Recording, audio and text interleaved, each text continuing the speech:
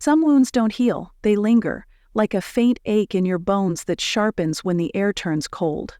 For me, that wound opened wide at my brother Nathan's engagement party. It was the night I realized I'd never truly been part of this family, always hovering on the edges, never invited in. The air was sharp that winter evening in Seattle, the kind of cold that seeps through your coat and settles in your chest. The hotel ballroom shimmered with elegance, crystal chandeliers casting golden light, tables draped in white linen, and the soft hum of jazz weaving through the chatter. Guests glided across the polished floor in sleek dresses and tailored suits, their laughter bright and effortless. I stood near the back, my burgundy dress plain and unremarkable, hoping to fade into the shadows. I've always been good at that, making myself small, unnoticeable. Beside me, my 8-year-old daughter Mia clung to my hand, her eyes wide with wonder. Her dark curls bounced as she tilted her head to take it all in. "Mom, is this like a fairy tale?" she whispered, her voice full of awe as she stared at the towering cake. Its white frosting swirled with delicate sugar flowers. I tried to smile, but my heart felt heavy, like it was sinking into a place I couldn't reach. On stage, my brother Nathan stood tall in a charcoal suit, his grin as warm as ever. Beside him, his fiancée Lauren glowed in a sapphire gown, her blonde hair swept into an elegant updo. They looked like they'd stepped out of a dream, the kind of couple you'd see on a magazine cover.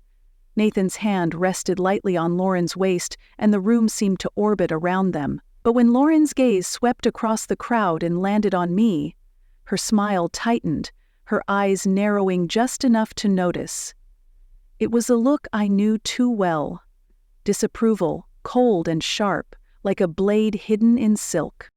A moment later, she leaned toward my mother, Patricia, and whispered something. My mother's face didn't change, but she gave a small decisive nod, the kind I'd seen countless times growing up. It was the nod that settled arguments, that closed doors, that made me feel like I was always on the wrong side of things. Patricia adjusted her pearl necklace and started walking toward me, her heels clicking against the marble floor with a rhythm that felt like a countdown. I tightened my grip on Mia's hand, my pulse quickening. The ballroom was alive with clinking glasses and murmured conversations, but to me, it all faded into a dull roar. I'd spent years as a baker, crafting intricate cakes and pastries for weddings and birthdays, pouring my heart into every swirl of icing, every delicate detail.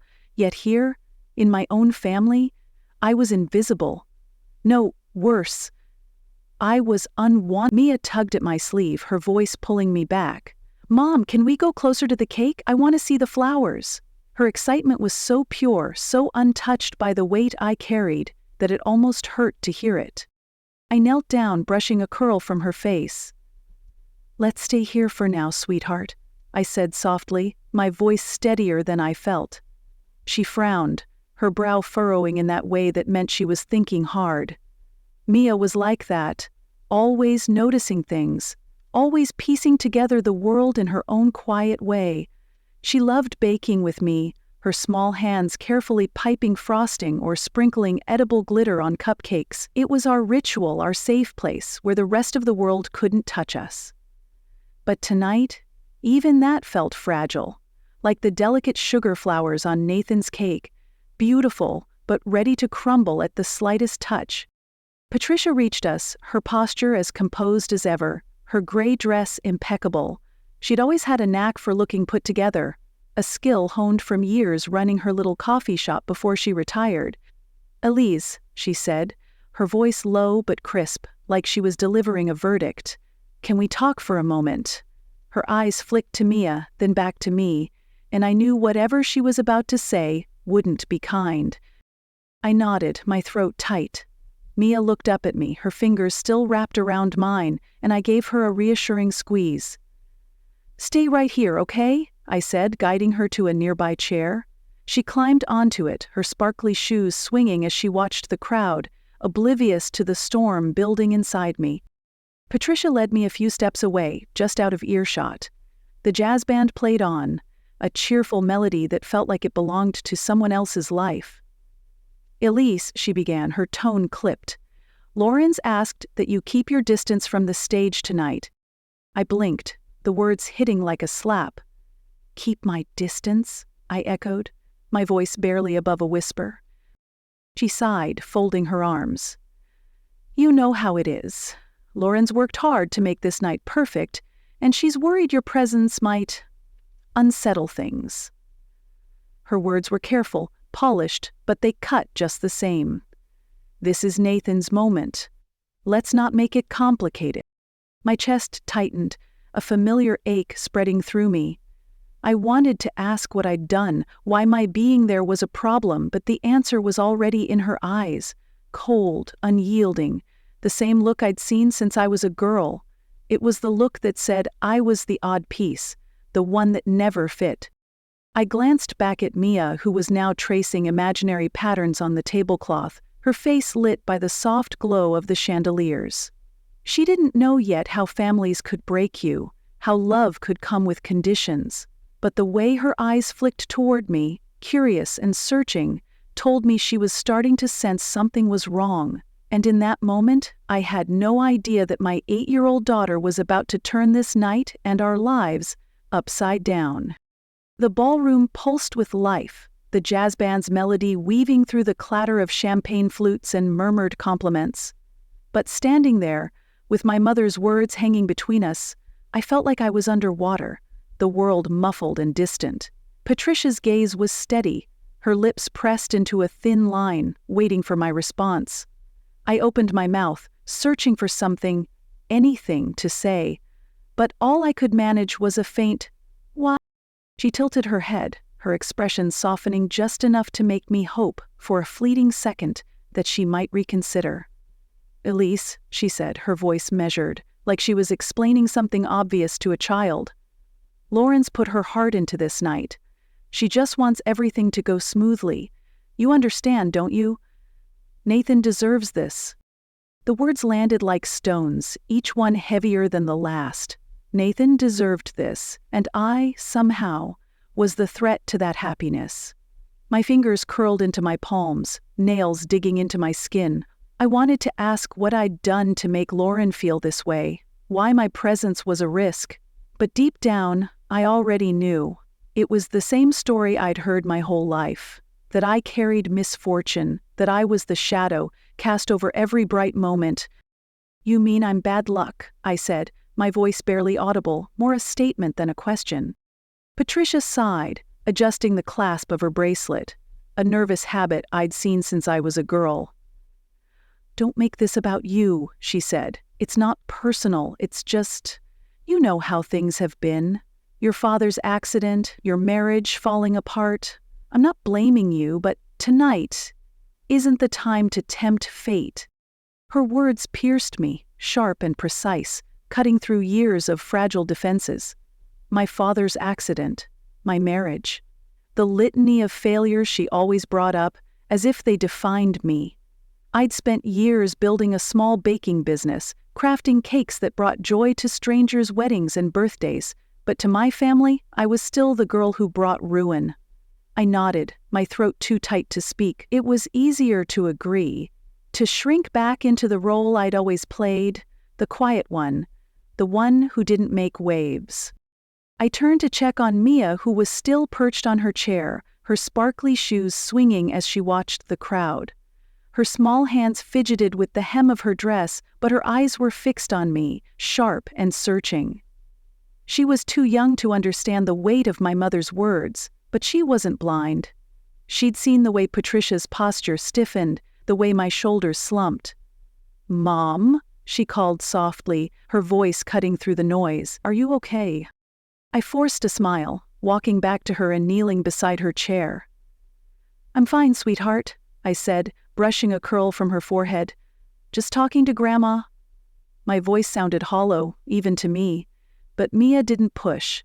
Instead, she tilted her head, her brow furrowing in that way that meant she was turning something over in her mind. Mia was like that, always noticing, always thinking. She loved helping me in the kitchen, her tiny hands steady as she piped frosting or sprinkled sugar pearls on cupcakes. Those moments were our sanctuary, where the world's judgments couldn't reach us. But now, in this glittering ballroom, that sanctuary felt impossibly far away. "Why aren't we going up with Uncle Nathan?"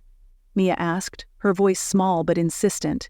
She pointed toward the stage where Nathan and Lauren were posing for photos, their smiles bright under the spotlight. The question caught me off guard, and for a moment, I couldn't find an answer. How do you explain to an 8-year-old that her mother isn't wanted, that her very existence is seen as a flaw in someone else's perfect picture? I swallowed hard, forcing my voice to stay steady. "Tonight's about Uncle Nathan and Lauren," I said.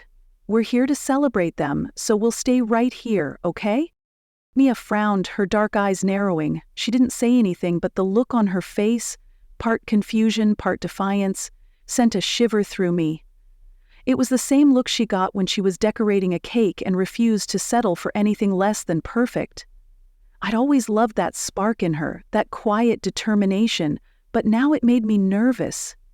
I didn't know what she was thinking, but I could feel something stirring inside her, something I wouldn't be able to stop. Patricia had already walked away, rejoining the cluster of relatives near the stage. She stood next to Lauren, her hand resting lightly on Lauren's arm, her smile as polished as the pearls around her neck.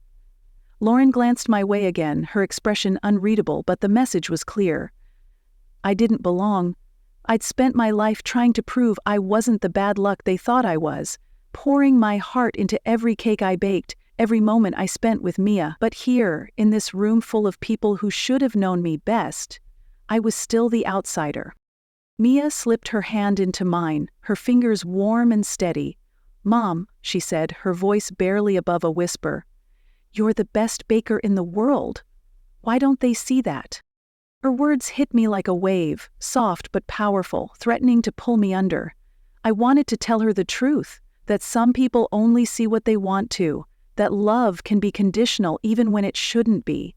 But instead, I squeezed her hand and said, "They just don't know, sweetheart, but you do, and that's enough."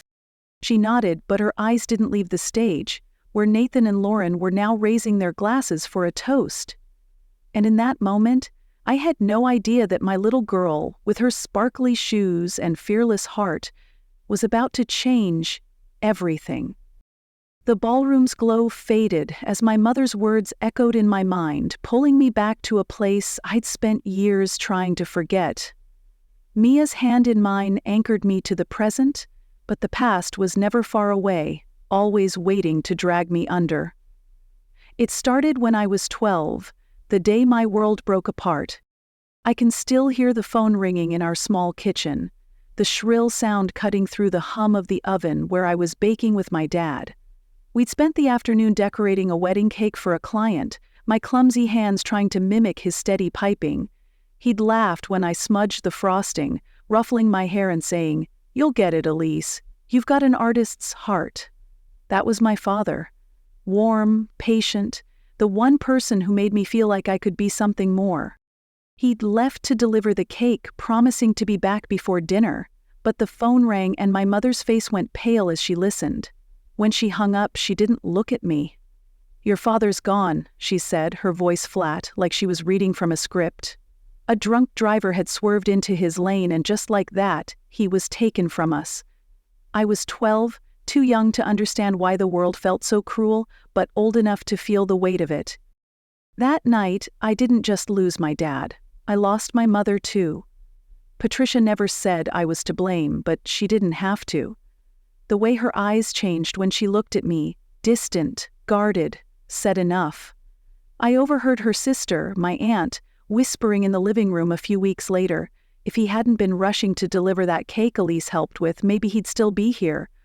My mother didn't nod, but she didn't disagree either. She just stirred her tea, the spoon clinking against the cup. That's when I learned to make myself small. People talked, neighbors, cousins, even strangers at the funeral.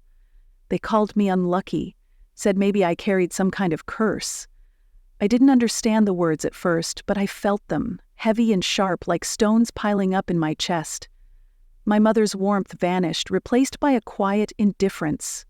She'd always been strict, a librarian who kept her world as orderly as her bookshelves, But after Dad died, she stopped seeing me. Her voice softened when she spoke to others, but with me it was clipped, like she was afraid to let me get too close. 2 years later, Nathan was born, a bright spot in the darkness that had settled over our house. He was everything I wasn't: cheerful, charming, untouched by the shadow of loss. My mother poured all her love into him as if he could fill the void my father left behind. I wasn't jealous. I adored Nathan, his chubby hands grabbing at my fingers, his giggles lighting up the house. When he was little, he'd toddle after me, begging me to bake cookies or play hide-and-seek. "Elise, you're the best," he'd say, his eyes shining. For a while, I felt seen again, like I mattered to someone. But that changed as we grew older. Nathan was the golden child, smart, athletic, the kid who could do no wrong. He excelled in school, won awards, and by the time he was in college, he was already designing stunning interiors for clients, his talent as an architect earning praise from everyone. My mother hung his sketches on the fridge, bragged about him to her friends. Me, I was the afterthought. I'd always loved baking, dreaming of opening my own shop, but when I told my mother about my plans, she'd frowned. "Baking's a nice hobby, Elise, but it's not practical. You need something stable." Her words stung, but I didn't fight back. I'd learned by then that arguing only made me feel smaller. In high school, I struggled with depression, my grades slipping as I tried to navigate a world that felt too heavy. I lost a scholarship I'd worked hard for, and my mother's disappointment was palpable. "You have to try harder," she'd said, her voice sharp. "Nathan never lets opportunities slip away." I carried that weight into my 20s. At 24, I fell in love with a kind man who saw the parts of me I'd hidden, the dreamer who stayed up late perfecting recipes, the girl who still believed in beauty despite everything. We got married, and for the first time, I thought I'd found a home. But after 2 miscarriages in 3 years, our marriage unraveled. He tried to stay, but I could see it in his eyes, the same exhaustion I'd seen in my mother's. And one morning, I woke up to a note on the kitchen table. "I can't keep fighting this sadness, Elise. I'm sorry." I didn't blame him. I was used to being left behind. For years, I drifted, taking small baking jobs to pay the bills, crafting cakes for strangers, while my own life felt like it was crumbling. My mother's words echoed in my head, "You can't keep anything together." She'd said it after my divorce, her voice laced with pity, not comfort. Then came Mia. Doctors had warned me my chances of carrying a child to term were slim, barely 10%. But against all odds, Mia arrived, healthy and fierce, with a laugh that could light up the darkest room. She was my miracle, my reason to keep going. I'd sit with her at night, watching her tiny chest rise and fall, terrified I'd somehow fail her too. But Mia was different. She saw me. Not the broken pieces, but the whole. She'd beg to help in the kitchen, her small hands smearing frosting as she giggled, her joy filling the cracks in my heart. My mother held Mia once, right after she was born, and said, "Let's hope she doesn't carry your fate." It was a single sentence, but it cut deeper than anything else. I'd grown used to the hurt, but that moment made me want to disappear. I kept hoping, foolishly, that one day my mother would look at me and see more than her disappointments. That she'd wrap her arms around me not out of duty but because she wanted to. But at Nathan's engagement party, that hope felt like a distant dream. My mother stood on stage now, her arm linked with Lauren's, smiling for the cameras. Lauren, with her polished charm and her career helping people craft perfect online personas, seemed like the daughter my mother had always wanted. Nathan beamed beside them, oblivious to the way I was fading into the background. No one called me to join them. No one even looked my way. Mia was still watching me, her sparkly shoes catching the light as she swung her legs. She didn't know the history that weighed me down, the years of being told I was less than, but she sensed something, her small hand reaching for mine again. "Mom," she said, her voice soft but firm, "you should be up there. You make the best cakes." Her words were so simple, so pure, they almost broke me. I wanted to tell her that love doesn't always work the way it should, that families can push you away even when you've done nothing wrong. But I couldn't. Instead, I squeezed her hand and said, "Maybe next time, sweetheart." She didn't reply, but her eyes stayed on the stage, sharp and focused, like she was piecing together a puzzle I couldn't see. And though I didn't know it yet, that look in my daughter's eyes was the spark that would set everything in motion, unraveling secrets and shattering the walls I'd spent a lifetime hiding behind. The jazz band's melody softened, and the ballroom seemed to hold its breath as the MC's voice echoed through the speakers, inviting both families to the stage for the toast. The crowd shifted, a sea of elegant dresses and polished shoes moving toward the front, their faces lit with anticipation. I stayed where I was, rooted to the spot near the back, my burgundy dress blending into the dim light. Mia sat beside me, her sparkly shoes still swinging, but her eyes were fixed on the stage, sharp and unyielding. I'd thought I could get through this night by keeping my head down, by swallowing the hurt like I always had. Baking had taught me patience, waiting for dough to rise, for icing to set. But no amount of patience could dull the sting of being pushed aside in my own family. My mother's words still burned, her voice calm but cutting, telling me to stay away as if my presence alone could ruin Nathan's happiness. I glanced at Mia, hoping she hadn't noticed the way my hands trembled, but her small frown told me she saw more than I wanted her to. "Mom," she said, her voice barely above a whisper, "why aren't we going up there?" I knelt beside her, forcing a smile that felt like it might crack. "This is Uncle Nathan's moment, sweetheart," I said, my voice softer than I meant it to be. "We're here to cheer for him, so we'll stay right here, okay?" Her frown deepened, her dark eyes searching mine. "But you're his sister. You should be with him." Her words were so earnest, so full of a child's logic that they pierced me. I wanted to explain that my family didn't see me the way she did, that I'd been labeled unlucky since I was a girl, but how could I make her understand without breaking her heart? "Sometimes," I said, brushing a curl from her face, "people want things to look a certain way. It's not about us." She didn't nod or smile. Instead, she turned her gaze back to the stage, where Nathan and Lauren were now standing under a spotlight, their glasses raised. My mother stood beside them, her pearl necklace catching the light, her smile as polished as ever. Lauren's arm was linked with Nathan's, her sapphire gown shimmering, but her eyes darted toward me for a split second, cold and assessing. I felt it again, that familiar ache, the sense that I was an intruder in my own family. The MC's voice rang out again, calling for a round of applause, and the room erupted in cheers. I clapped automatically, my hands moving without feeling, but Mia didn't join in. She sat still, her small hands clenched in her lap, her jaw set in a way that made my stomach twist. I knew that look. It was the same one she got when she was decorating a cake, refusing to stop until every detail was perfect. "Mia," I said, my voice low, "what's wrong?" She didn't answer. Instead, she slid off her chair, her movements quiet but deliberate. Before I could stop her, she was weaving through the crowd, her sparkly shoes flashing as she moved toward the stage. My heart lurched. "Mia!" I called, my voice a hoarse whisper, trying not to draw attention. I pushed through the guests, murmuring apologies, my pulse racing. She didn't look back. She moved with a purpose I'd never seen in her before, her small figure slipping between towering adults like she was following a path only she could see. I caught glimpses of her dress, the pale blue fabric catching the light, and my mind raced with panic. What was she doing? She was 8 years old, too young to understand the weight of this moment, but old enough to feel the unfairness I'd tried to shield her from. By the time I reached the edge of the crowd, Mia was already at the stage. The MC had stepped aside, and the spotlight was still on Nathan and Lauren, who were smiling for photos. My mother stood nearby, her posture stiff, her eyes scanning the room. Then, Mia climbed the small steps to the podium, her hands steady as she reached for the microphone.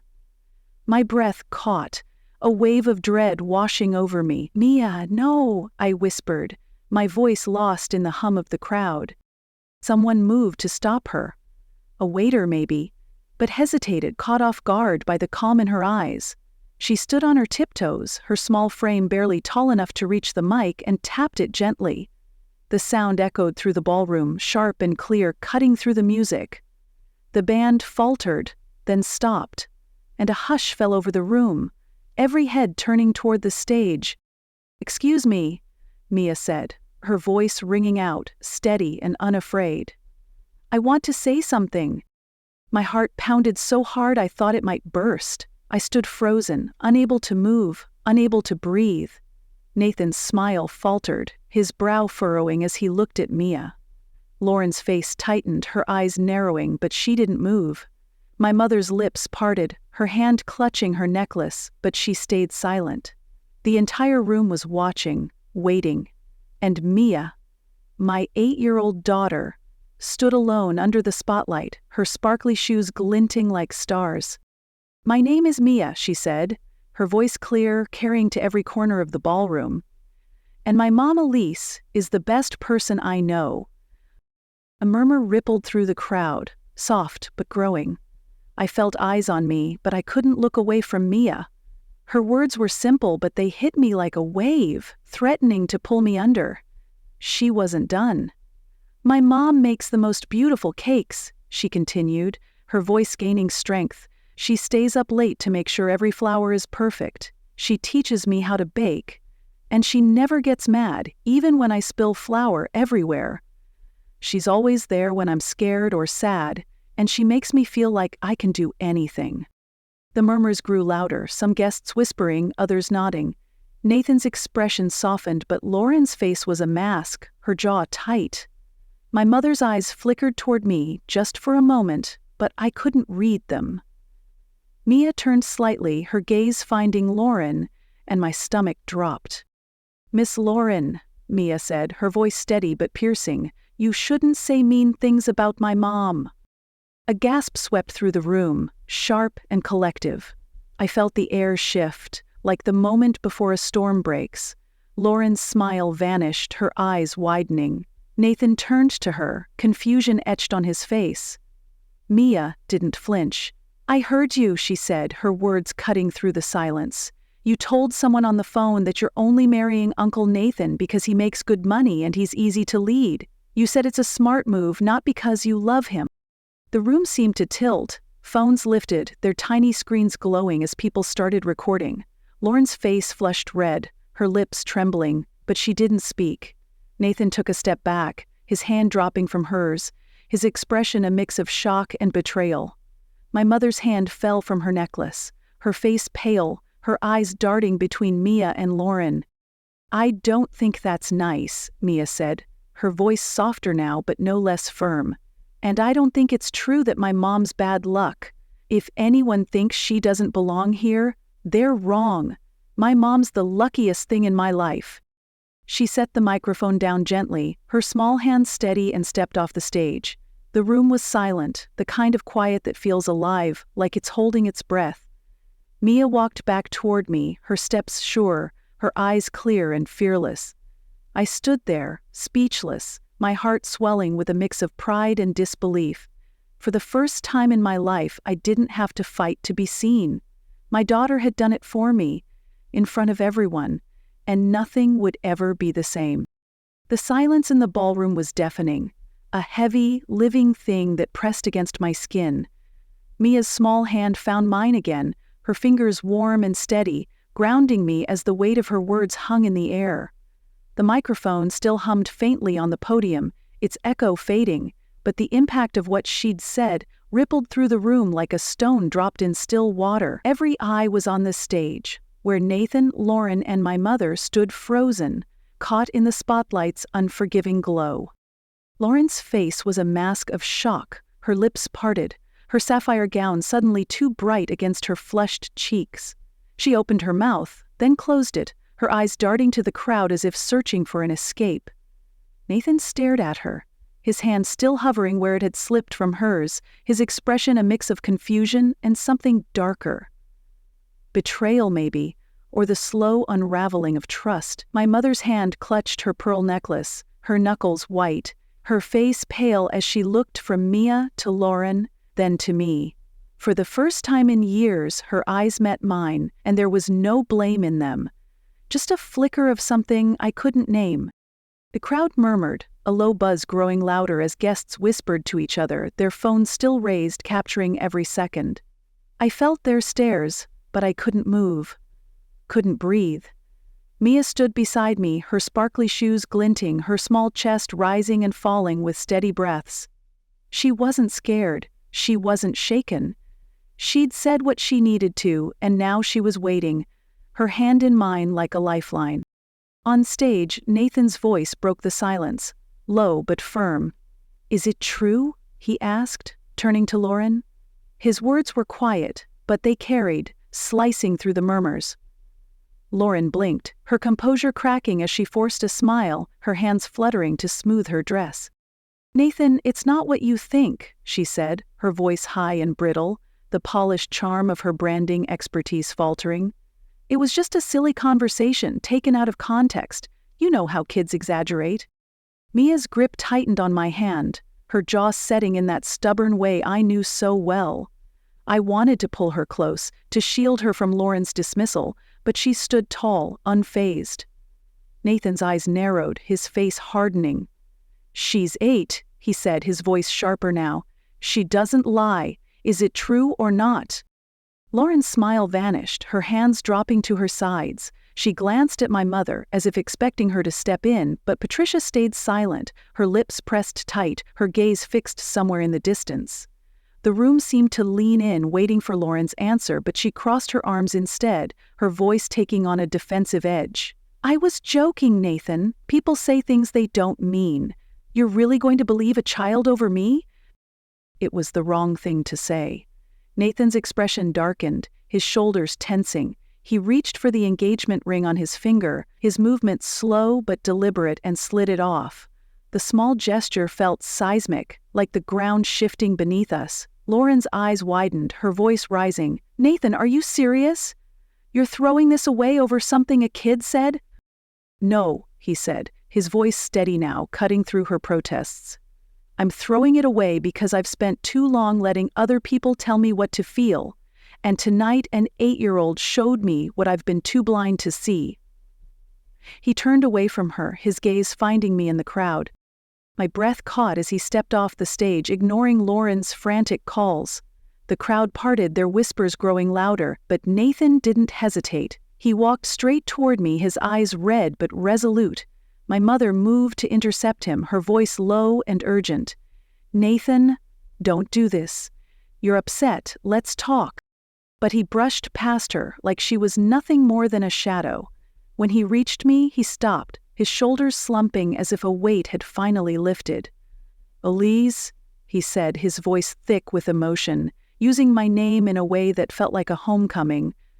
"I'm so sorry." I stared at him, my throat too tight to speak. His words were simple, but they carried years of unspoken regret. "I saw you," he continued, his voice breaking. "All this time, I saw how they treated you. Mom, the family, everyone. And I didn't say anything. I was too scared of rocking the boat. But you've been there through everything. When Dad died, you were the one who held me when I cried. You helped me with my sketches when I was starting out, stayed up late to talk me through my doubts. And I let you stand alone." Tears stung my eyes, blurring his face. I wanted to tell him it was okay, that I was used to it, but the words wouldn't come.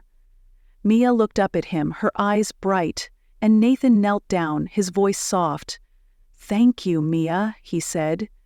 "You're braver than I've ever been." She smiled, small but fierce, and slipped her hand into his, linking the three of us together. A soft clap broke the silence. Then another, from the far side of the room. I turned to see my Aunt Carol, my dad's younger sister, standing near the back, her hands pressed together, her face lit with a quiet pride. She'd always been kind but distant, her life as a gardener keeping her busy with her own world of blooms and soil, but now she was clapping, Her eyes locked on me, as if to say she'd finally seen me too. The applause grew, tentative at first, then stronger as other guests joined in. Not everyone, but enough to shift the air. Some relatives lowered their heads, their faces flushed with shame. Others whispered, their eyes darting to Lauren, who stood alone on the stage, her arms crossed, her face a mix of anger and humiliation. She didn't move, didn't speak, but the weight of the room's judgment was clear. My mother hadn't moved either. She stood at the edge of the stage, her hands clasped tightly, her face unreadable. But when her eyes met mine again, there was something new in them. Not warmth, not yet, but a crack in the armor she'd worn for years. It was confusion, maybe, or the first stirrings of doubt. I didn't know what it meant, but it was enough to make my heart stutter. Mia leaned against me, her head resting on my arm, and I felt a warmth I hadn't known in years. For so long, I'd thought I had to stay silent, to endure the family's rejection to keep the peace. I'd poured my heart into my baking, crafting cakes that brought joy to others while I carried my own pain alone. But tonight, Mia had changed everything. She'd stood up for me, her small voice louder than any argument I could have made. And in doing so, she'd cracked open a door I'd thought was locked forever. Nathan straightened, his hand resting on my shoulder. "I've been a lousy brother," he said, his voice low but firm. "But I'm done letting other people decide what family means. You're my sister, Elise. You always have been." I nodded, tears spilling down my cheeks, unable to speak. The crowd was still watching, some clapping, others whispering, but it didn't matter. For the first time in my life, I wasn't alone. Mia's hand in mine, Nathan's presence beside me, it was enough to make me believe, just for a moment, that I was worth fighting for.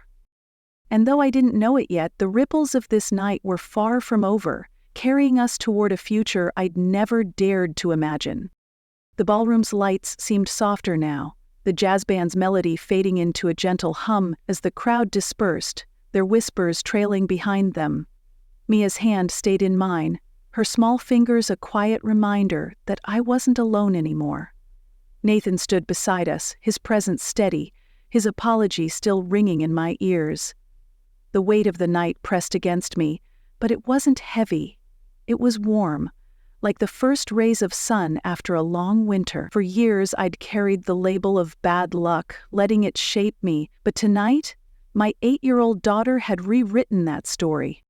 We left the hotel soon after, the cold Seattle air biting at my cheeks as Mia skipped ahead, her sparkly shoes catching the streetlights. Nathan walked with us to the car, his hands in his pockets, his breath visible in the chilly night. "I meant what I said, Elise," he told me, his voice low but firm. "I'm done letting Mom or anyone else come between us. You're my sister." I nodded, my throat too tight to speak. I wanted to believe him, to trust that this wasn't just a moment born of emotion, but the look in his eyes, clear, determined, gave me hope. Mia tugged at his sleeve, grinning. "You should come bake with us sometime, Uncle Nathan. Mom makes the best cupcakes." He laughed, ruffling her hair. "Deal, kiddo. But you're in charge of the frosting." The days that followed felt like waking from a dream I hadn't realized I was trapped in. The morning after the party, my phone buzzed with a message from Nathan. "Hey sis, I'm taking some time to figure things out, but I want to start with you and Mia. Can I come by this weekend? Maybe we can make those cupcakes." I read it over and over, afraid the words would vanish, but they didn't. A warmth spread through me, not just from his apology, but from the realization that I was finally being seen. Later that day, another call came, this one from my Aunt Carol. Her voice was soft, familiar, like the scent of fresh soil from her gardening work. "Elise," she said, "I owe you an apology. I've watched you carry this family's nonsense for years and I never spoke up, but last night I saw your father in you, his heart, his strength. I'm proud of you, and I'm here now, if you'll have me." Her words caught me off guard, tears prickling my eyes. Carol had always been kind, but her silence had made her feel distant, like so many others. Now, she was reaching out, and it felt like a small piece of my father coming back to me. I managed a shaky, "Thank you," and we talked for a while, about her gardens, about Mia, about the cakes I baked. It wasn't everything, but it was a start. The biggest surprise came that afternoon. My phone lit up with my mother's name, and I froze, my finger hovering over the screen. Part of me wanted to let it go to voicemail, to avoid the confrontation I'd spent years dodging. But then I thought of Mia, of the way she'd stood so fearlessly on that stage, and I answered. "Elise," Patricia said, her voice as measured as ever, but softer, less certain, "I just wanted to check if you and Mia got home okay." I blinked, caught off guard. "We're fine," I said, my voice cautious. A pause stretched between us, long enough that I heard the faint clink of her teacup, a habit from her days managing the library's quiet corners. "I was thinking," she said at last, "maybe I could stop by. I found some old baking tools in the attic, mixing bowls, piping tips. I thought Mia might like them. She's a special girl." Her words weren't an apology, not exactly, but they were more than I'd ever expected. In a family fractured by years of silence, this was a step, small but real. "She'd like that," I said, my voice barely above a whisper. "She loves baking." That evening, Mia and I curled up on the couch, her head resting on my lap, her favorite stuffed bunny tucked under her arm. She looked up at me, her eyes half closed, and asked, "Mom, is Grandma mad at me for what I said?" I brushed her curls back, smiling. "No, sweetheart, I think she's just learning to listen, and you helped her start." Mia nodded, her eyelids drooping. "I just wanted them to know you're the best mom," she mumbled, her voice fading as she drifted off. I held her close, feeling her steady heartbeat against me, a quiet promise that I'd never let her feel the way I had. The next day, a delivery arrived.